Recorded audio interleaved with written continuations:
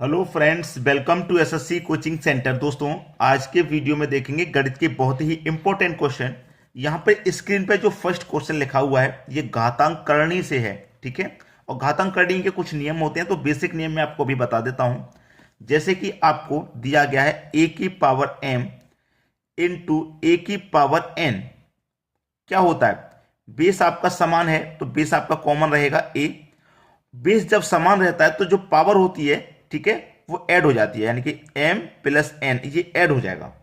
जब बेस समान रहेगा तो पावर ऐड हो जाएगी, ठीक है। दूसरी बात, a की पावर m बटे में दे रखा a की पावर n, तो क्या होगा, ऊपर तो आपकी a की पावर m है।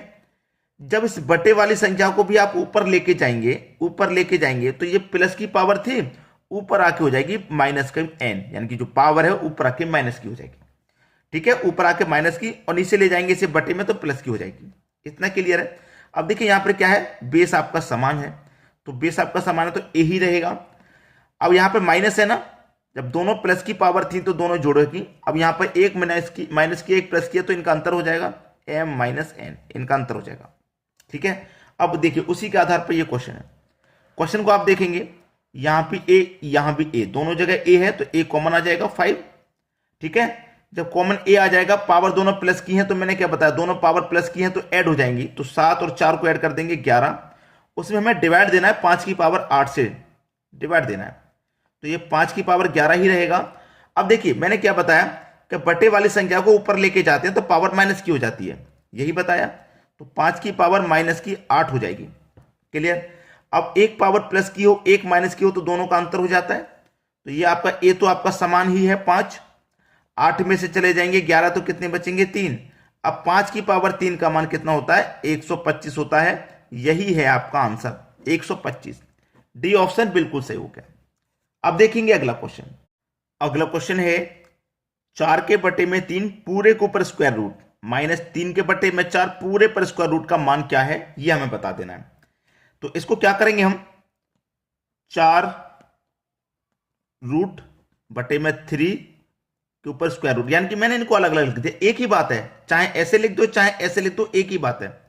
माइनस 3 को हम अलग रूट में लिखेंगे, बटे में जो 4 है इसको भी रूट में अलग लिखेंगे, ठीक है।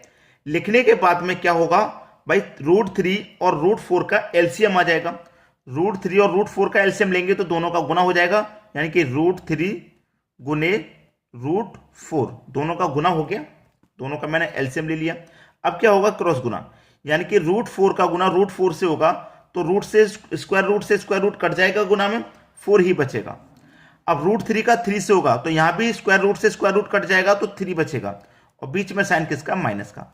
अब 4 में से 1 घटाएंगे आप, 4 में से 1 घटाएंगे तो कितना आएगा, 4 में से घटाने पर 1 बटे में आ जाइए √3, यानी कि स्क्वायर रूट इसका परफेक्ट नहीं होता, 3 का नहीं होता है ना, गुने स्क्वायर रूट 4 का करेंगे तो 2 हो जाता है, इसका तो हो जाता है 2।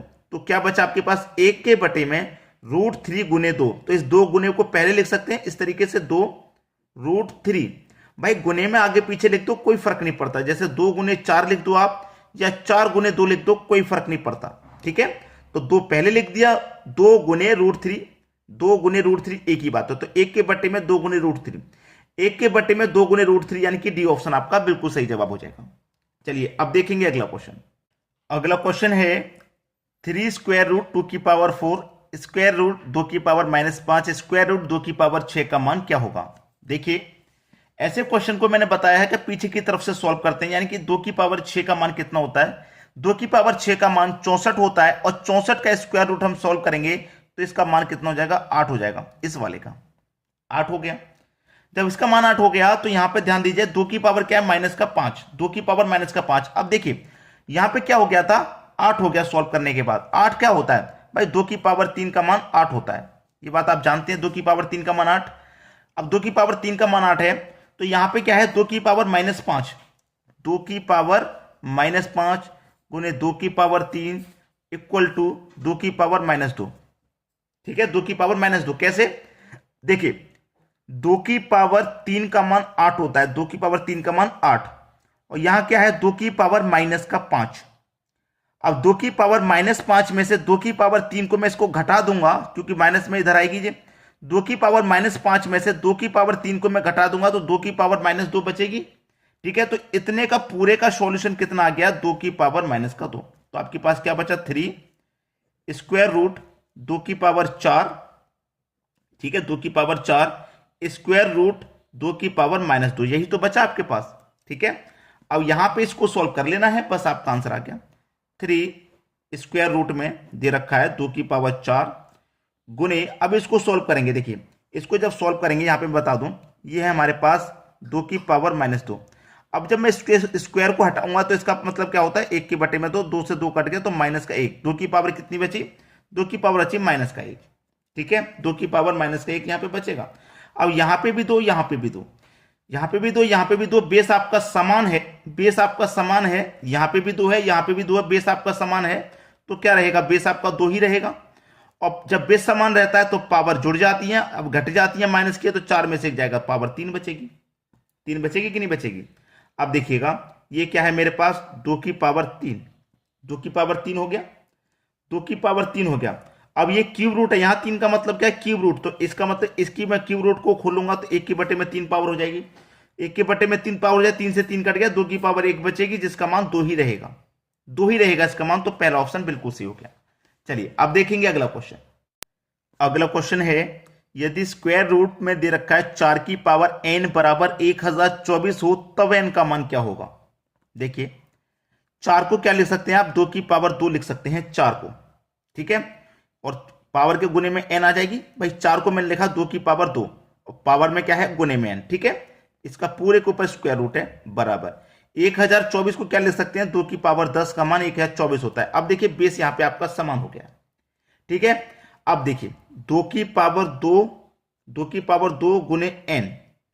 अब ये जो स्क्वायर रूट है मैं इसको हटाऊंगा तो इसका मतलब क्या हो जाएगा, गुने में 1/2, ये पावर में 1/2 से गुना हो जाता है, तो 2 से 2 कट जाएगा, n बचेगा। 2 की पावर आपके पास यहाँ पे n बचेगी, कितनी, n। तो 2 की पावर क्या बचेगी, n, बराबर यहाँ क्या था, 2 की पावर 10 था। अब जब बेस आपका समान है, जब बेस आपका समान है तो पावर ऐड हो जाती है, यानी कि n मान का मान समान होगा, n का मान कितना हो जाएगा, 10 हो जाएगा। डी ऑप्शन बिल्कुल सही जवाब। चलिए अब देखेंगे अगला क्वेश्चन। अगला क्वेश्चन है, x की पावर b प्लस सी की whole power b minus c, x की पावर c प्लस ए की whole power c minus a, x की पावर a प्लस बी की whole power a minus b, इसको कहते हैं चक्रीय व्यंजक। क्या कहते हैं इसको, इसको कहते हैं चक्रीय, चक्रीय व्यंजक कहते हैं इसको, चक्रीय व्यंजक। चक्रीय व्यंजक, एक चक्र चल रहा है, इसको जो पावर यहां पर है वही पावर ऊपर है लेकिन माइनस में, जो पावर यहां पर है वही पावर ऊपर है लेकिन माइनस में, जो पावर यहां पर वही पावर ऊपर है लेकिन माइनस में। ठीक है, इसको कहा जाता है चक्रीय व्यंजक। इस चक्रीय व्यंजक का मान हमेशा 1 आता है, याद रखना। इस चक्रीय व्यंजक का मान हमेशा 1 आता है, याद रखना। आंसर मिल गया, प्रश्न खत्म। ठीक है, समझ में आ गया सभी को, कोई कैलकुलेशन नहीं करनी आपको इसमें, x का मान 1 आता है। अब देखेंगे अगला क्वेश्चन। अगला क्वेश्चन है 2√2, 3√3, 4√4 में सबसे बड़ी संख्या कौन है। सबसे बड़ी संख्या आपको बता देनी है भाई, कौन सी है, आसानी से बता देंगे, किसी को भी कोई समस्या यहां पे नहीं होनी चाहिए।